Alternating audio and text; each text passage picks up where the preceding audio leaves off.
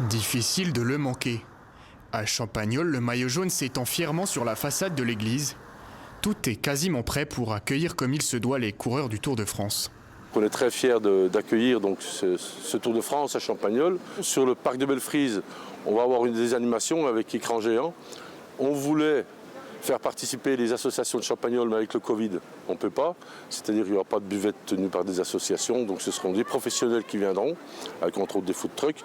Et il y aura énormément d'animations qui se feront autour du vélo. En temps de Covid, ville-étape signifie aussi mesures sanitaires. Ici, les habitants se réjouissent de voir passer la grande boucle, mais pas sans précaution.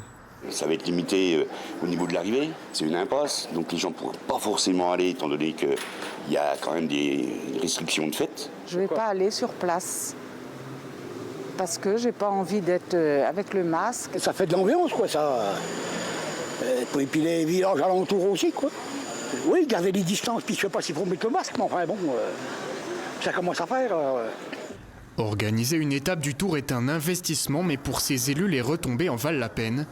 Et le Jura entend bien poursuivre son histoire avec la grande boucle. On est particulièrement satisfait effectivement de la bonne relation que nous entretenons avec Christian Prudhomme.